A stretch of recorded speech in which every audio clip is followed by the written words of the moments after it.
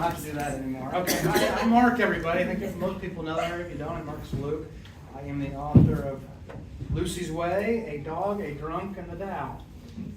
I'm the drunk in that part, or I was the drunk. I'm not anymore, but I'm not practicing that anymore. But, the dog was named Lucy, and the Tao, which a lot of people have asked me about, what is that? It's just, I like to say it's simple spirituality. So I'll talk about that very briefly today. I'm just going to talk a little bit about me and kind of what brought this story together. I'm going to read something from the book. I do not know what yet because I was looking through different things this morning and asking people, and I didn't get any answers. So, or I got too many answers, I'll put it that way. So, I'm going to start by saying seeing all these people here today is really cool because it's different pieces from different people from different pieces of my journey in my life. It's family, it's friends, it's people I work with, Radiant Health, which has been a calling of mine to work in behavioral health field as part of my own journey. People from my recovery community, who I won't call out by name because my little ongoing thing in the recovery communities is kind of like Fight Club, if you guys know what that is. For people that don't talk about it. So, but no, it's great to see so many people here. It's really special for me to do this event for the library. Where I think you can check out a copy of Lucy's Way right now if you want to. It's over there and ready to go. My mom was an avid reader. She started bringing me here, but over there. It was over there actually at the time when it was just the one big building. That kind of dates me a little bit, yeah, because it was the big, before they added on to it or everything. She started bringing me to the library when I was 6 or 7 years old. That's when my love of books started. That's something I wrote about in the book, actually, in chapter 4, listening to the muse. But and I also was thinking, as I started thinking what to read today, I was like, some people have read it already, some people are in the middle of reading it, some people haven't read it. So I'm going to do this without spoilers or anything like that. I'm going to give you one big spoiler in a minute, but that's okay. So my love of literature carried into my life, as did a love of music. Those two things really developed and shaped me. I've always seen myself as somebody that's really interested in the arts and things like that. But I was never musically inclined. I couldn't play an instrument to save my life. My voice was terrible. But listening to music, losing myself in albums, it took me to magical places, just like books did. So in many ways, I looked at this book as if I was making an album. Each chapter is a song, if you will. It lives on its own, and yet the songs together form, the concept of an album as a whole. So my first draft of this was 24 chapters. It was also weighing in at over 100,000 words. So you can all be thankful today that I found an editor so that you can read this and not stop reading after 5 chapters. Because I thought it was also very important. But then I met the right person in my life who told me, this is great, but other than these people sitting in this front row right here, which is my immediate family, you're not going to have a lot of people that read this all the way through. And that's nothing against you. The stories are important, but maybe they go somewhere else. So when people were telling me, or asked me, is there another book, there might be a couple of them through the things that ended up on the cutting room floor. So yeah, it ended up as 18 chapters. It wasn't just about cutting chapters entirely, it was about blending, as I'll say, musical harmonies to keep that song or album theme in place. This is the point.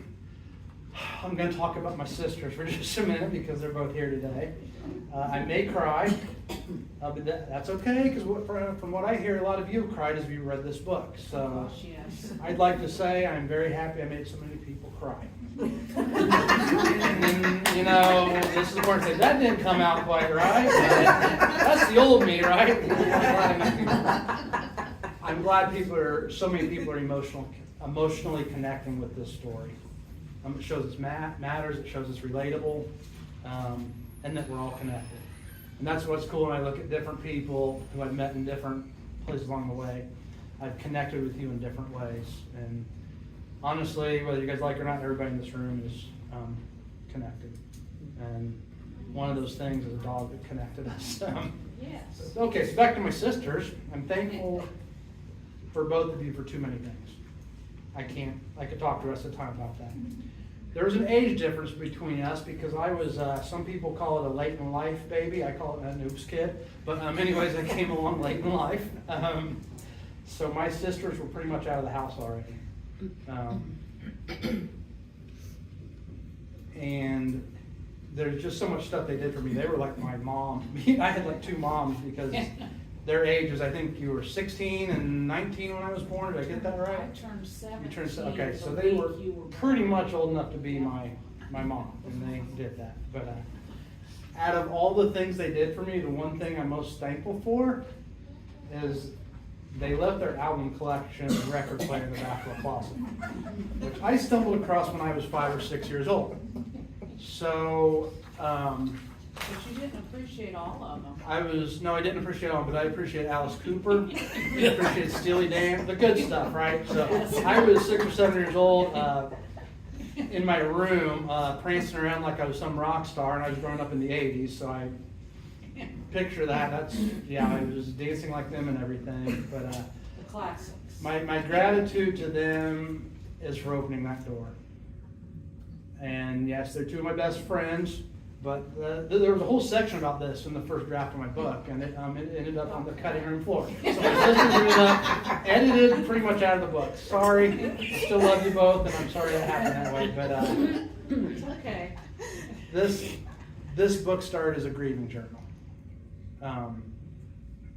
and it was that's kind of a spoiler here. So for those who haven't read it yet, it's okay. It's not too much of a spoiler because you're going to find out on page 2 that Lucy's no longer on this earthly realm. But she's still so connected to all of us. And I said, that was funny because we were talking before and they're like, oh, we're sorry Lucy's not here. I was like, yeah, me too, man, because she's a lot of the reason I'm standing here today. So yeah, she passed away on December 14th, 2020, a little over 14 years old, having saved my life repeatedly. As I found my footing in life early in my recovery.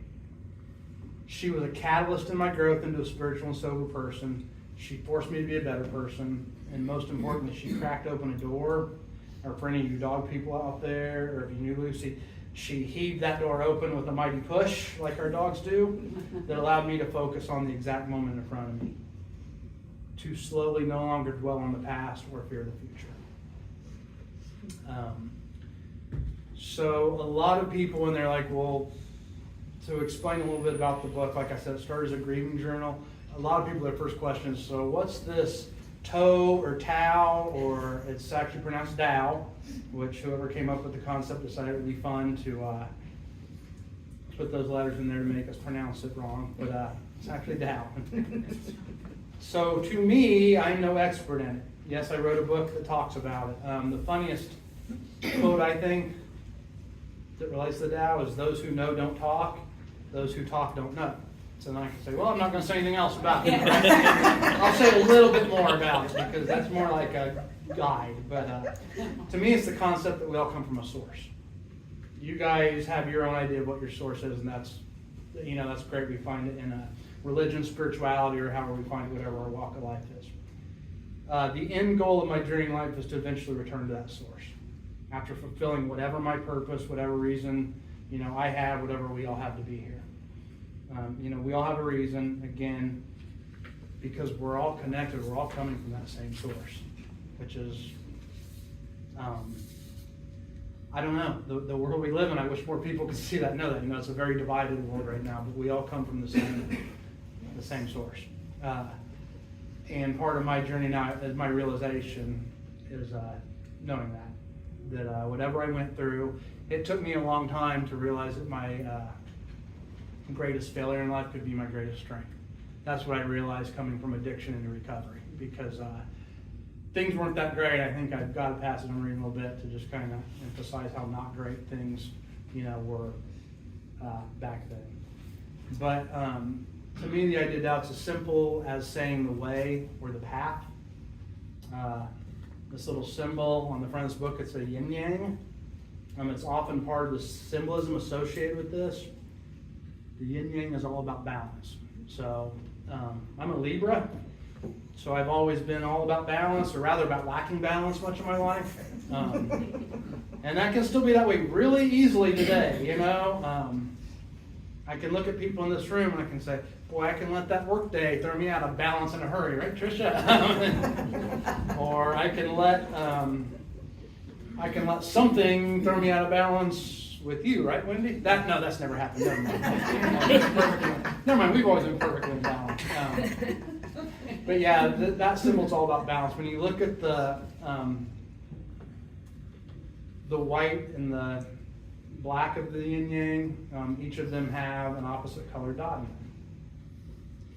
them. This is like saying there's a little bit of bad in the best of us, a little bit of good in the worst of us. I can take that a step further and say, let's not even look at those terms as good and bad. You know, they're just the differences in all of us. You know, it's like day and night, summer and winter, the sun and the moon. Hey, and the moon's on the cover. Which was not my idea. I guess it was my idea, but I didn't know this. The designer, when I went back to do a conversation with her for a blog I wrote, she was like, yeah, you kind of came up with that concept. I was like, oh. So a lot happens. You know, I thought the hard part was writing the book. It turned out to be the easiest part, because then it became a lot of different things that go into this. Figuring out if you want to go with a traditional publisher, you know, and then you do agent shopping to people who have represented John Grisham and Stephen King and that kind of stuff. Or do you want to go self-publishing route where you continue to keep your rights to the book, which is the route I ended up going. But there's so many different ways. I got lucky because of agent shopping and fell across someone who was an agent but also ran a side gig helping people publish books, because as a member of the industry, he knew how hard it is to get in when you're not already semi-famous. And that's just the way, like many industries, that's the way that works. So running across him was great. He's also the one that challenged me to make this an actual publishable book rather than a long grief diary and journal about losing my dog, finding my way in recovery with that dog early on, and the simple spiritual principles that she was teaching me all along the way. So with all that being said, that's my introduction, and I had different thoughts on what to read from, like I said, I kept this musical theme going, so I was trying to think of this from an album standpoint. Okay, so I didn't want this book to be a one-hit wonder. I've liked one-hit wonders in my days, but I didn't. I wanted one that was a lot of solid songs, right? So did I want to do a preview of different songs for you guys, or I just want to go with a chapter that could have been that first single off the album? And honestly, I got to that point and I was like, I still don't know the answer to that. So I have marked some things, and at this point, I'm going to open it up and read something from the book. Unless somebody shouts out, Mark, I want to hear this, then I will go to that. But I tried to, like I said, I tried to put this in a way that people that maybe have not read the book, people who have read part of it, or people who have read the whole thing. There's not a whole lot of spoilers in this. I was pretty miserable in addiction. I got sober and saved, and I've lived a pretty good life since then. Obviously, some other things happened in between there, or this book would be 2 pages long. So there's some other things that go into that. But so as I was thinking, as we're just talking today, I think there's a chapter I really would like to read. It's short enough that I could read. I also think there's something, just to give a quick idea of where I was in life and where Lucy was with me. I'm going to read a really short section from the chapter Digging Out, and then I'm going to read another section from another chapter. Then we can have the fun part where we get books signed and all that. But unless people have questions, and then I may awkwardly answer them, or you can, in front of a group, or you can ask me when we're talking. But so this is from the chapter Digging Out, which is chapter 5. Even as the pain in my lower back works its way upward, I keep digging. One shovel after another, a growing urgency with each scoop despite seemingly little progress. All I keep telling myself is that I have got to get my driveway dug out so I can get my car out. It's February 2007, and several inches of snow have dumped down on Kokomo. With the drifting, there's at least a foot piled up and down my driveway. A few snowblowers echo faintly through the neighborhood, but I can't wait for charity. I'm certain I keep telling myself that once I shovel a few more inches out, up and down the driveway, I can back my car over the remaining snow and I'll be able to navigate the roads.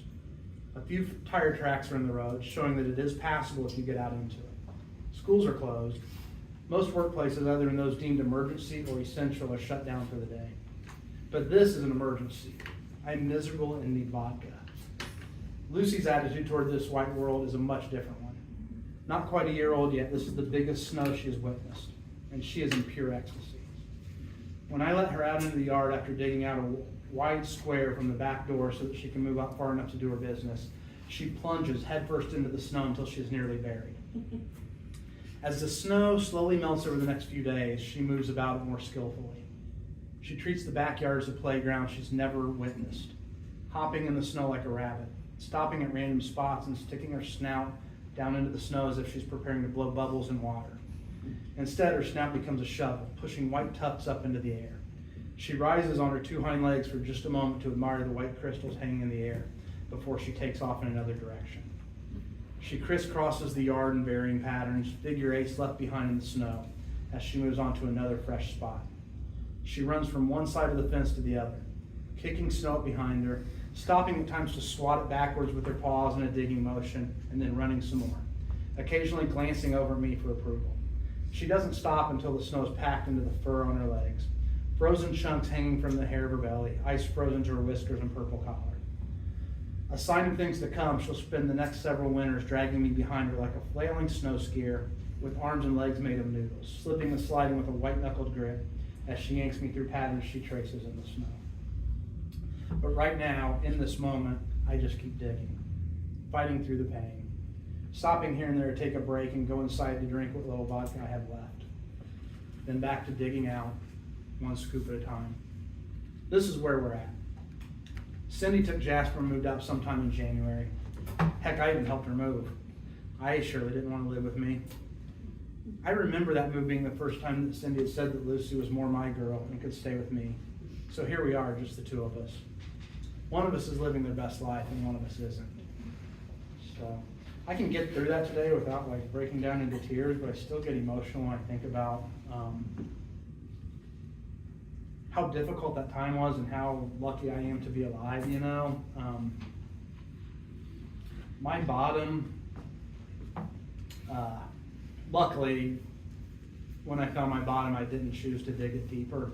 So kind of a lot of the metaphor in this chapter is that digging thing, because we continue when we're stuck in that addiction just to dig deeper and deeper and deeper. We hit the bottom and we realize that shovel, I can knock that in a little more and I can go further down. And this was when I was really close to finding what I defined as my actual bottom.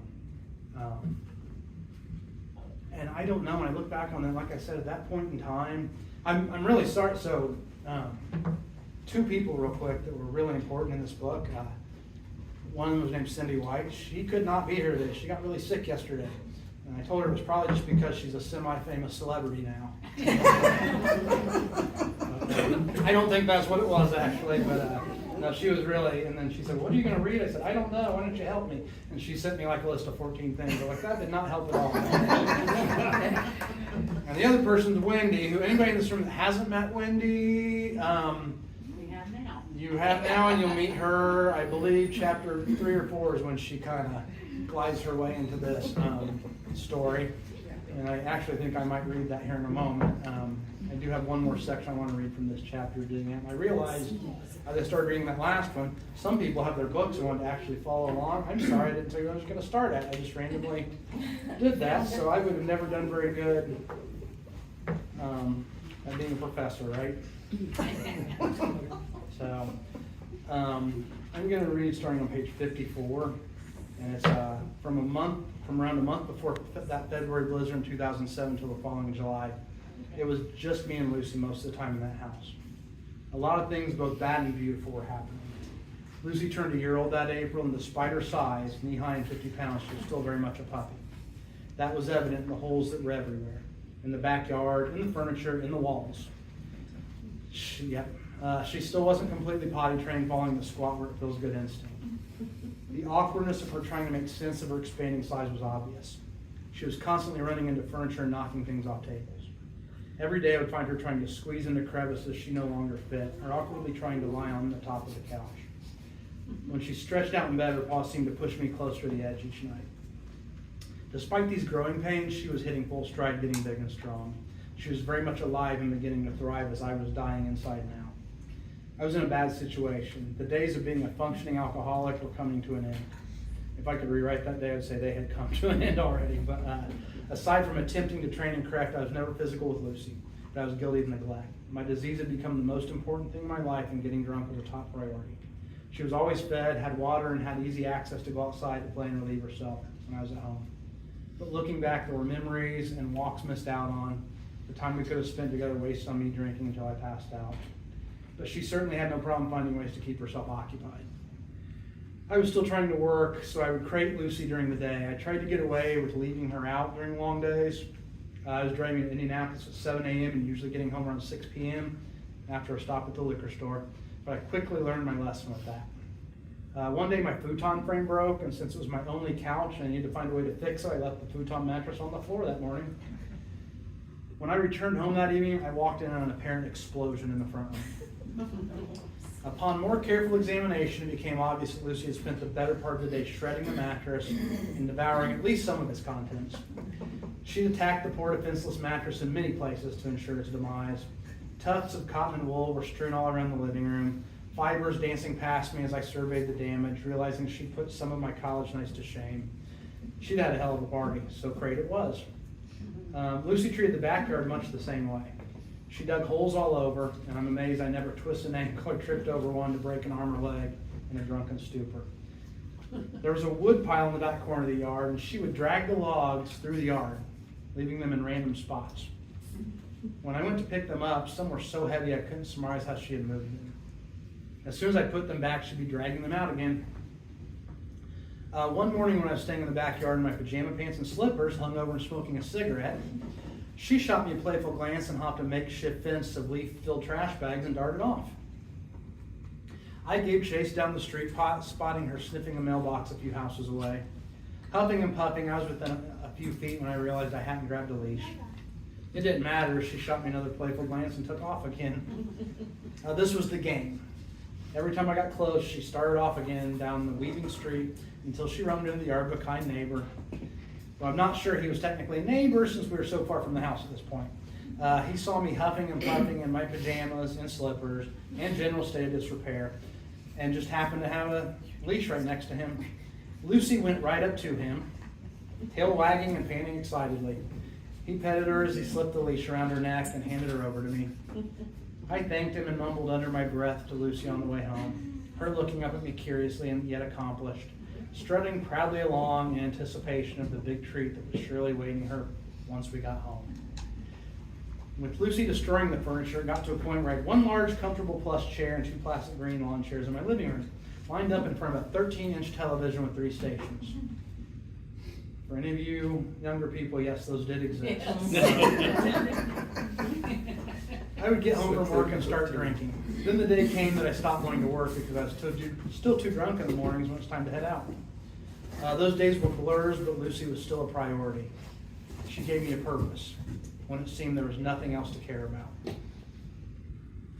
Even though I had my parents and family, I had essentially shut them out aside from begging for money. I was ashamed, and even though I had a strong feeling they already knew things weren't good, I didn't want them to see me the way I was. I kept Lucy well fed, played with her, threw her toys to her, gave her free rein while I was there, kept the door open for her to go off and explore in the backyard, drag more logs out, dig holes, eat bugs, chase squirrels, the dog's greatest joys. I finally got another couch, a used one the youth group at my old school had worn out. There was nothing to look at, but I threw a blanket over it and figured less would be lost if it became another victim of the hallucinator. As the weather got warmer, I'd leave the door open more for Lucy to come and go. I'd drink until I passed out on that couch, wasting days away.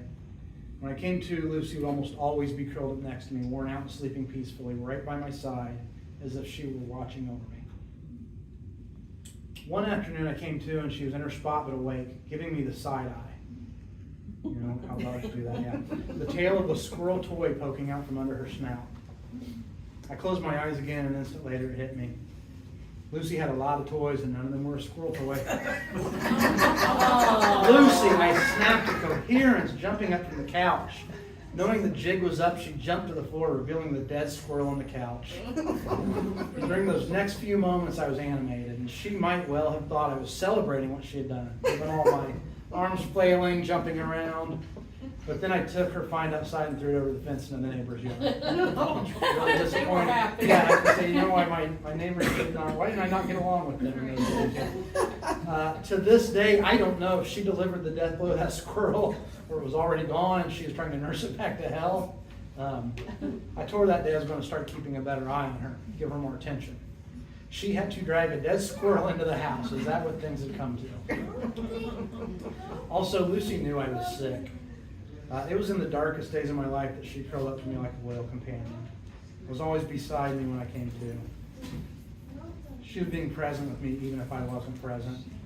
She gave me a reason to get up each sad morning. She was becoming the truest of companions, and I wanted to be the same for her. But I felt so stuck and hopeless. The hole was getting deeper, and no matter how much I wanted to, I just couldn't dig myself out.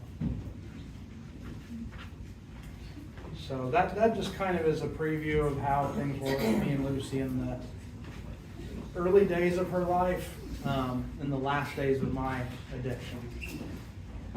She came into my life. I decided not to read this section today because it's really something I think is meant to be read.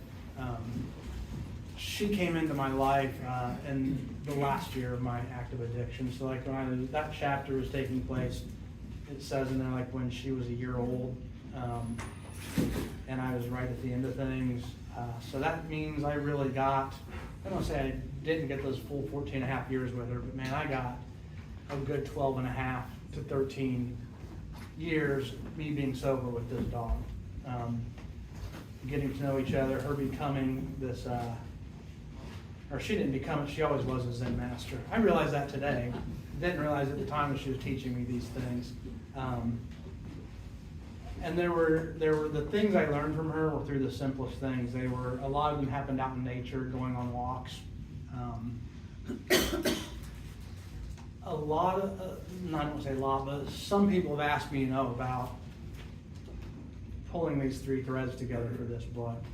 I'm going to read one more section that kind of ties that together. And then, so I didn't know, like I said, I didn't know my dog was a studier of this philosophy that was 5,000 years old.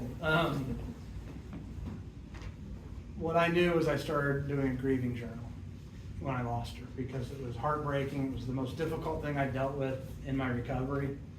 And that's weird to say because there's some other stuff that happened in my recovery too. But this had been my companion through all of it as I'd grown up again because I was literally a kid before I found recovery. I had not grown up like I should have, I somehow graduated high school and college like a child. But so that's how that started out. And then this wise sage over here, I told her I was journaling. She's like, maybe you're writing a book. I was like, no. Huh, okay. And then there was these things that just started coming into place. Like, things in our life just kind of drop in at these magic moments and things all sort of fit together all of a sudden. And it doesn't happen a lot, but when it does, it's really awesome. But then again, when we look back on life and we see, I always say when I talk to recovery communities and with my close relationships I have with people in recovery, a lot of times A and B don't make sense until I get to C. I didn't used to believe that, but then it was like it's that idea of just trusting the process, trusting each day, trusting the flow, in life. So when I talk about, loving this library behind me and how special it is to me, I've continued to come here over the years. And there is a book called, I shouldn't be promoting something other than mine, right? So read this first. This one's called The Tao of Pooh. This is where you realize that this entire philosophy lies in the mind of Winnie the Pooh, okay? So that's how simple this thing is when you really boil it down. I ran across that book when I was working at a bookstore after college. I ran across it in the early 2000s. I grabbed it off the shelf, looked at it, said, that would be neat. I didn't read it then. I know the reason was because I was still so stuck in bad thinking, and in my dark ways. But then I stumbled across it in the library about maybe 2018, 2019, and I read that for the first time. It started tying things together, these threads of recovery. And don't get me wrong, I knew early in recovery this dog was saving my life, because she kept me. When I first got in recovery, I figured, okay, here's the things. I can never have fun again. Okay, never. I can never listen to music again because that will trigger me. I can never talk to anyone ever again outside of my mom and dad who I'm moving back in with, because that's the only safe place I could ever possibly have again. So that's kind of how that's what I had my head around. Was like, boy, this recovery is going to be real fun, isn't it? So as long as I don't leave the house ever again, I think we'll be fine. But then I realized, so this dog, she got me, and there's a lot in this book about that, she got me out of that just hiding from everything. She got me back out into life again. Going on walks with her, I ran across people that I didn't care if they were talking to me instead of her. That was fine. That was me socializing again, right? But yeah, she was a social butterfly that forced me out of my comfort zone and got me back out there in the world again, as did my recovery community. Those things together. So really that Tao aspect, that discovering, that's what tied it all together for me. And that's when that realization, when Wendy said that day, that's when those three things just locked in. Like, yeah, this could be long enough to be a book, because I'd had ideas. I started a book right out of college and heavily drinking. I would hammer away late into the night like this masterpiece. I would read it the next morning and it would be absolute gibberish. I mean, it would be, I was like, I am so embarrassed of this right now. This is not even coherent. Wow. Should have learned a lesson there, right? But so the last, I'm going to read a couple real quick sections out of this, listening to the Muse chapter. And it ties into the idea of kind of how I got the idea for this book, but also how I had to learn to listen to Lucy, which is something I didn't get for a long time, but luckily I got it eventually. It started early on, within the first few months, I think. We're going to start that over in a minute, sorry. Okay. It started early on, within the first few months, I think, and would become one of Lucy's most endearing qualities, the head tilt. Something so simple caused countless people, myself included, to gush when talking to her. When posed with a question, Lucy would tilt her head to the left, not breaking eye contact, as if pondering the best possible response, the most eloquent way to present her answer. Lucy, are you a good girl? Head tilt. Lucy, are you hungry? Are you ready for dinner? Head tilt. Lucy, do you want to go for a walk? Do you want to go to the park? Big head tilt. Lucy, who would you consider to be the best rock band of your generation? Head tilt. Usually, if the question involved anything along the lines of food or a walk or being a good girl, the head tilt was followed by rapid tail pounding, as she quickly jumped up and arrayed herself in anticipation of a food or nature adventure, and hopefully both. Aside from the minor directives not to relieve herself inside the house, not chew holes in the walls, and not hop the makeshift fence in the backyard to run all over the neighborhood while Dad chased her down in pajama pants and slippers, right? It was obvious that Lucy was intent and listening when she tilted her head to the side. Yes, she was listening early on, but the real question was whether I was listening to her. And I'm going to read one other. The other section I'm going to read, it starts on page 41. If that intrigues you, then yes, the next part gets into my... I'm going to read it. What the heck? Is everybody okay with it? Yeah, let's just read it, right? Is everybody good with that? Yes. Anybody got anywhere Go to be? for it. The next 4 minutes? Okay. Like I said at the beginning, you are more than welcome to angrily stomp out at any time. Cursing as you walk out the door, but it probably wouldn't go real well. Okay, I was 13 or 14 years old when I decided I wanted to become a writer. My love of reading started early in my life as a direct result of my mother, who was an avid reader and introduced me to the library when I was no more than 6 or 7. I devoured pages at an early age, escaping to different worlds and times, expanding the parameters of my mind and imagination. I fell in love with Stephen King at what was probably an inappropriate age.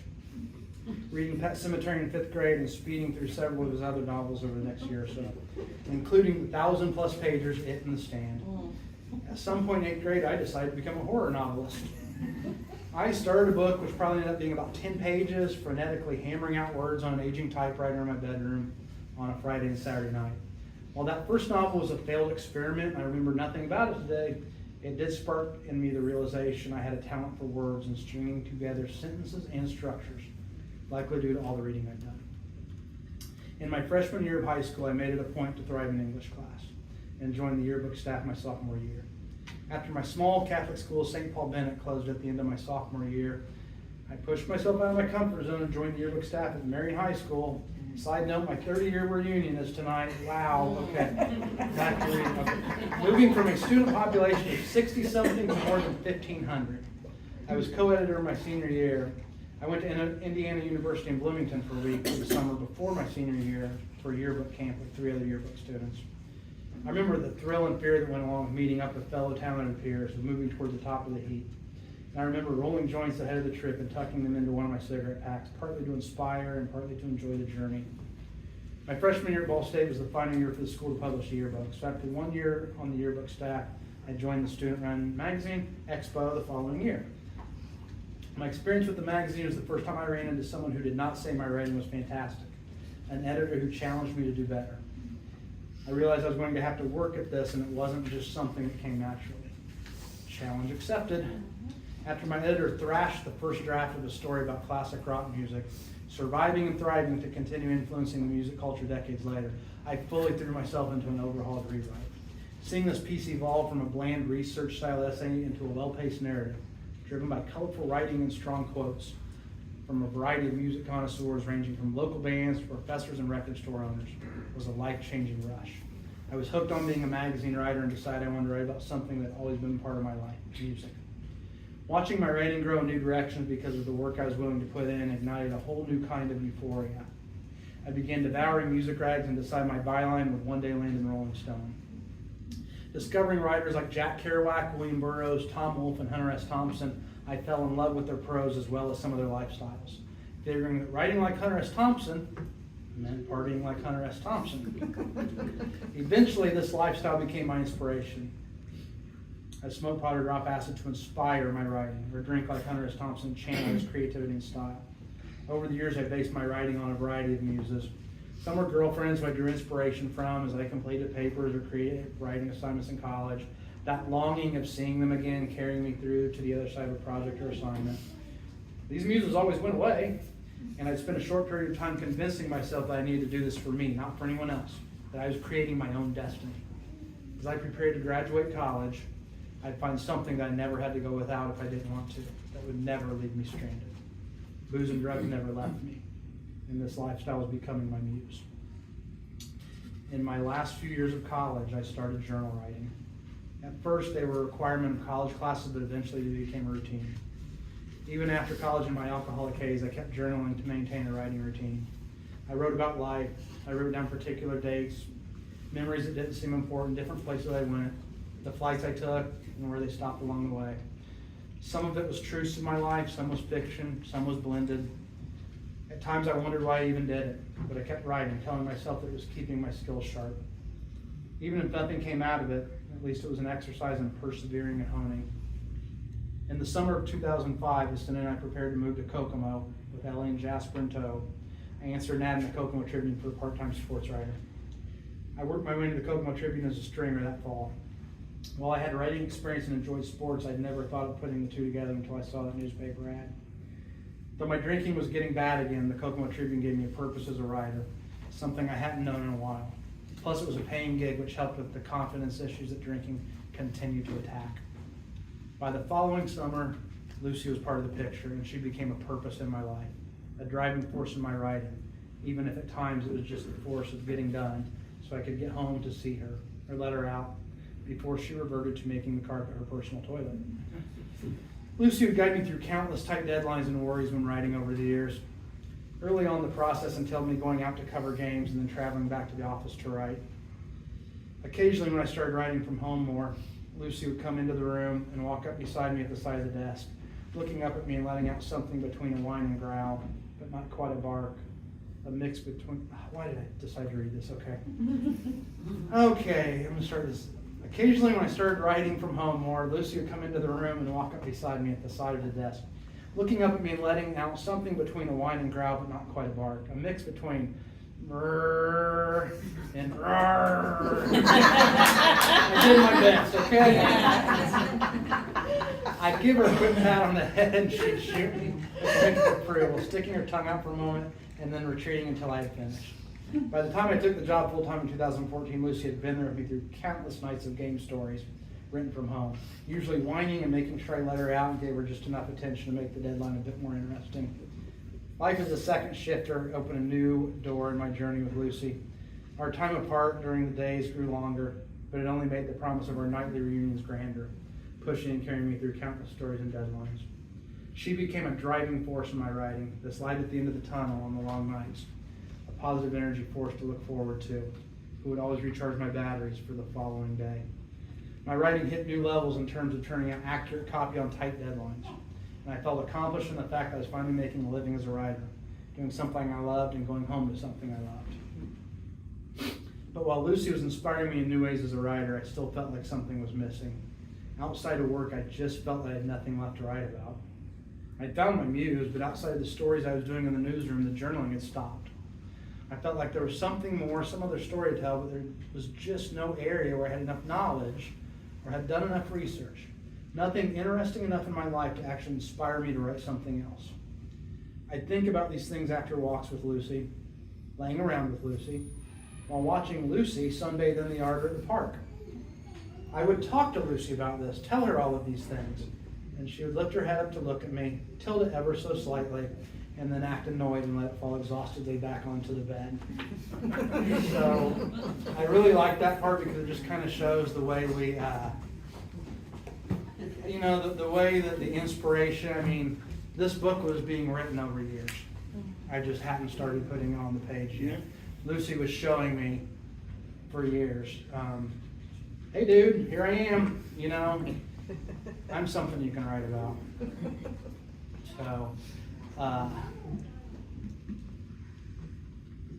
So that kind of, I think that's given people a pretty good insight of Lucy's Way. I do want to talk really quickly about my, Have You Found Lucy's Way, as you see that banner right there. So that was an idea that just kind of came to me because when my book released in April, within the first week, like 3 people sent me pictures of them when they got their copies of the book. I thought, oh, that's really cool. When I start my website, that's really neat to put that up. And at the same time, I had this written somewhere, and I deleted it. There we go. Okay. Yep. Yeah. So that was really cool, but it's a twofold thing, really. I mean, so yes, the obvious. Have you found your physical or digital copy of Lucy's Way? I'm being a salesman. Buy it today, But it's also more than that. It's asking you if you found the way yet that this dog taught me. This simple attitude and guide for living a good life, a peaceful life, among all the world's chaos that is in this book, that this dog taught me. Because like I said at the beginning, all of us are connected in this room. I know 98% of you, and maybe 99%, I'm pretty darn close to all of you. But even those of you that have never met are all connected in some way or another. We're all connected. It took me a long time to realize that and to accept that. And when I come across somebody in my life that I don't necessarily, I don't want to say I don't like anybody today, but if there's somebody I come across that maybe I feel like our personalities are clashing, or you're causing me grief in some way or another, there's a reason for that. It's part of my personal growth, and it's part of that person's personal growth as well. So yeah, there's obviously one missing piece here today. The reason we're all here is the main character. And like I said at the beginning, spoiler alert, but yeah, Lucy, it's not a spoiler because it's on page 2, is that right? Yeah. Okay. Page 2, I revealed that she's no longer around. I actually, in the early going, I had a few people reach out to me like, what the heck, man? I started crying on page 2, and I don't think I'm going to go any further with this. And please do. My cousin, who lives up in the Chicago area, who was a writer, she published several romance novels over the years. She was kind of like telling my other cousin, is we have this family chat that one of my sisters likes to really get started sometimes, and there's like 20 of them, so it can get really busy. But she's like, I don't know, I'm having to stop on this. Is a really tough read. Some people have had a hard time with it. Some people have gotten through it in 2 days. I think, is the record so far, one of your friends got through it in 1 day? Hats off, man. But I'll be like, I've had to stop and wait a while. My cousin told my other kind of shit, don't give up on it. She said, it is so worth it at the end, you know. And I was really glad to hear somebody say that, because that's something I really, that was important to me, was for it to tell the full story, you know, and for it to tie all together at the end. I feel like it does that, and I'm glad to hear others feel the same way. So that's, as I often say in recovery meetings, that's all I got to say today. So I'm going to go from here. I have no idea where this goes. This point says 2 o'clock, so I think we'll just open this up so I can talk to people individually. I would be open if somebody wants to ask a question in the whole room for me to answer. It would be awkward and anxiety-inducing, but I would be willing to do that if anybody has any questions. Or if not, people that want to buy a copy, they're for sale today. I have a question. No, thank you, Tyler, for only stretching. I told Wendy to come over I've and got a break your arm. comment. Okay, So we you can don't have have comments. to, I know I'm the sister and I'm just a little bit prejudiced, but I have such an admiration for anyone, my brother, that can bare their soul like that for strangers, for people all over the world to read about, because he doesn't sugarcoat anything. He talks about the good, the bad, and the ugly in his life, and he takes complete responsibility for things. And I remember not being too far into the book, and everybody says, well, make sure you have a Kleenex box. So a good deal would be put a book and a Kleenex box together. Raise the price a little Have you bit. found Lucy's way? I'll get a bunch of Kleenex. And the Kleenex. Thank you, sis. I found myself calling him and saying, you know, I knew a lot of this because I'm your big sister, but I was an adult, raising children, having problems of my own, garbage of my own to work through, and some of this stuff I did not know was going on. Our mother was very good at letting us know what she wanted us to know at times, which is understandable, but I just found myself crying and calling him and apologizing for any time that he might have needed me that I wasn't there. And he explained to me that he had to be ready to accept the help. That's the hard part of addiction, is they have to want the help that is being offered too. So, but I take my hat off to you for your courage in writing this. You brought up a good point too. Like I said at the beginning, my greatest weakness became my greatest strength over time, but that did not happen. I could not have done this 6 months into recovery, or a year in recovery, or probably 2 years in recovery. It really, I mean, I wasn't very open about who I was for a long time. It took me getting comfortable with that to be able to say, this is who I am, I'm ready to fully embrace it. So this for me was a real, this is a love story.